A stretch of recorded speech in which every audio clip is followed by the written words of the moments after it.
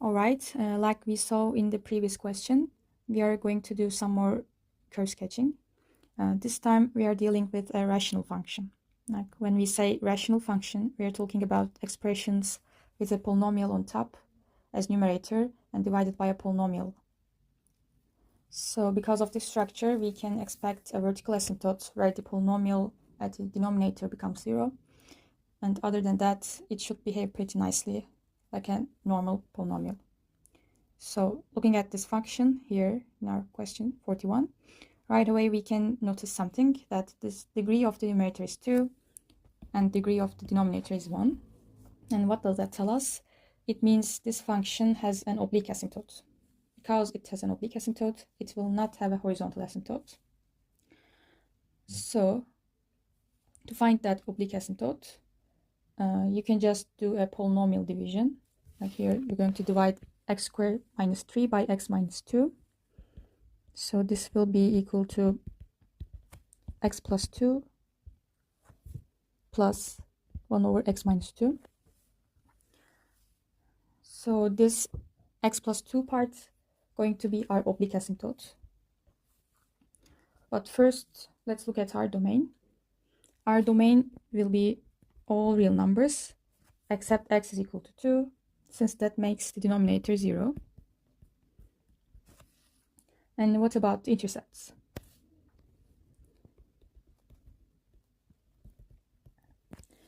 If I plug in x is equal to 0, then y becomes 3 over 2. And for the x-intercepts, we need y to be 0, which means the numerator must be 0. So we're going to solve x squared minus 3 is equal to 0, and which gives x is equal to plus or minus root 3. So we know exactly where it crosses the axis. It crosses at 0, 3 over 2, and these 2 points.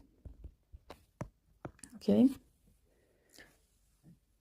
Let's formalize that quick asymptote check we just did by eye. So do we have a vertical asymptote? Yes. Why? Because at x is equal to 2, it makes the denominator 0. So our function is undefined at x is equal to 2. Let's write it down here. We have a vertical one.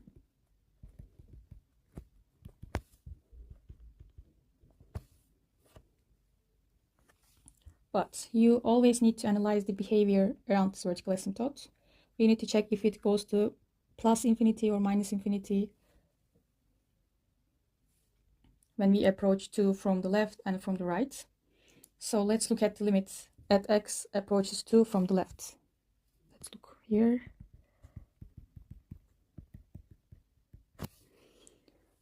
The denominator is x minus 2. Let's write it here one more time.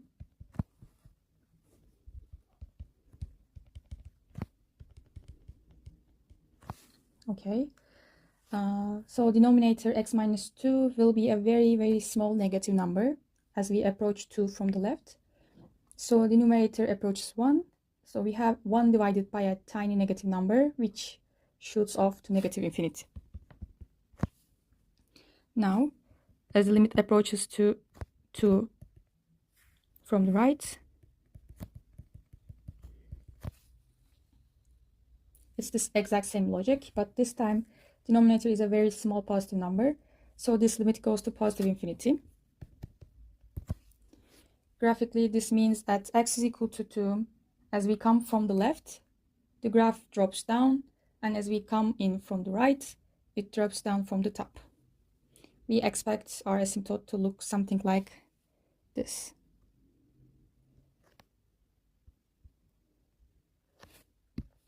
Sorry. It will be like, assume that's 2. So it will be like this.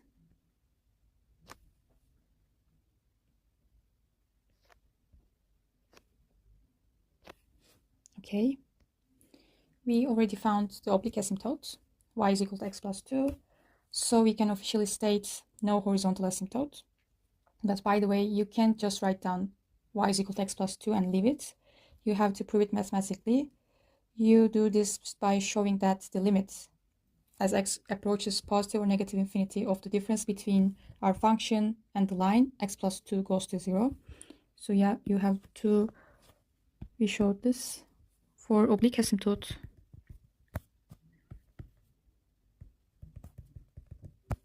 You have to show that limit our original function minus the oblique asymptote as x goes to plus and minus infinity is 0. So this will be equal to showing that the limit of 1 over x minus 2, I think it's like that, okay, as x goes to plus or minus infinity is equal to 0. So as x goes to infinity, this ratio clearly goes to 0, and so we just prove it. And please don't forget to show this step on your exams too. Now asymptotes are done and intercepts are noted. We have 3 of them. So let's move on to the derivatives to find our critical points and check for inflection points. I just wrote down the first and second derivative, and just keeping our domain in mind, everything is defined except x is equal to 2. And let's find the places where the first derivative is 0 or undefined. As you can see, it's undefined at x is equal to 2, and which is our vertical asymptote. And it's also equals to 0 when the numerator is 0, which gives us our critical points at x is equal to 1 and x is equal to 3. We'll check if these are local maximum or minimums. Looking at the second derivative to find inflection points, we see that the numerator is a constant 2, so it never equals 0. However, it changes sign at x is equal to 2 because of the cubic power in the denominator. And let's set up our sign table to see what's actually happening. Our key points for the table are 1, 2, and 3. Let's write it down here. 1, 2, and 3.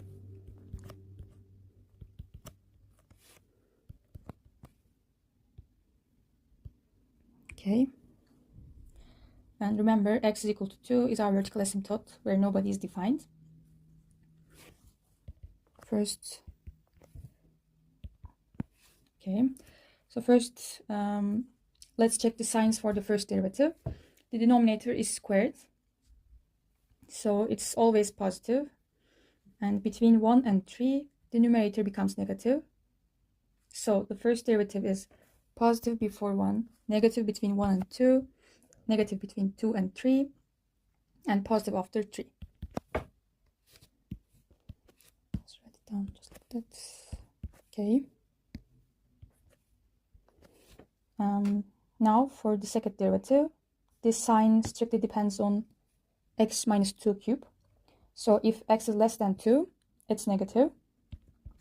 If x is greater than 2, it's positive.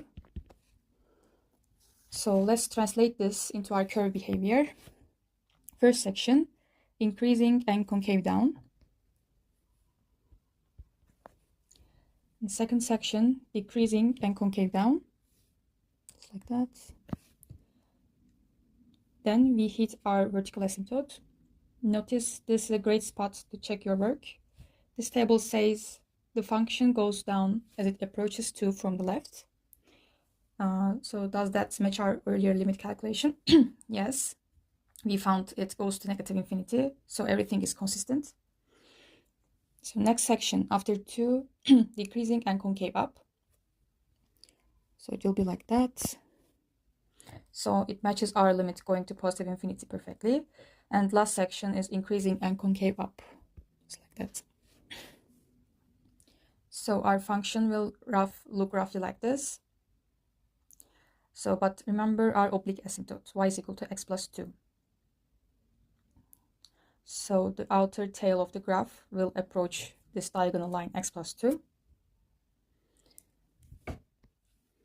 And we have our local max here at 1. and our local min in x is equal to 3. So let's sketch our graph on our coordinate plane. So I write down our points on our graph, the x and y intercepts, which are 0, 3 over 2, and minus and plus root 3 and 0. These points, x-intercepts. And we have our critical points 1, 2, and 3, where x is equal to 2 is our vertical asymptote.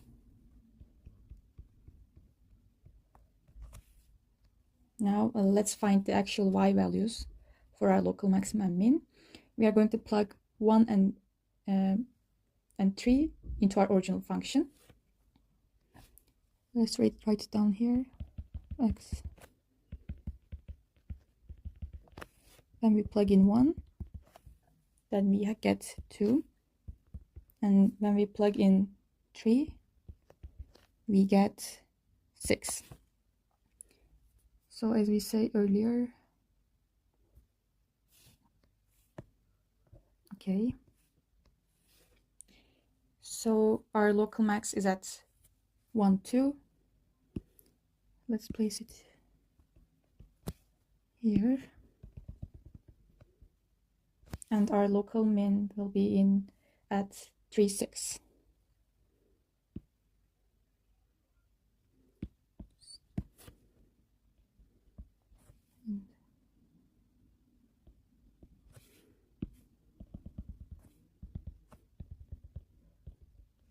Okay. And we also add our intercepts. Now let's use our table. Up until 1, it will go like this. Okay. And at x equal to 1, we have a local max. And until x equal to 2, it will decrease like this, passing through 0 here. Okay. This is our vertical asymptote. And between 2 and 3, we have a local min here. Just extend it like that. Okay. Great. And after that, our function goes like this. But we also consider the oblique asymptote, right? So let's draw the x is equal to 2 line also. And it passes through x is equal to y is equal to x plus 2, I'm sorry. So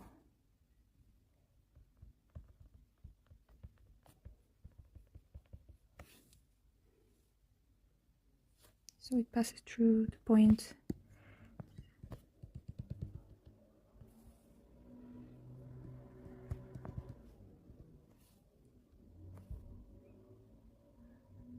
and this point too, just like that. So our function will behave like this as it goes to minus and plus infinity, and it will go like this. Or maybe you can draw it like that.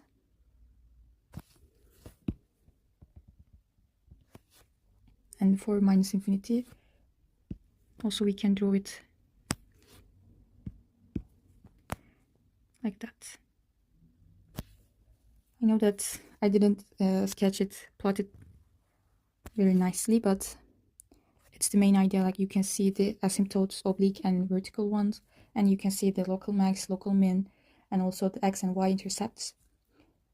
And this is our final graph of our function f, the blue one. Okay, and we are done.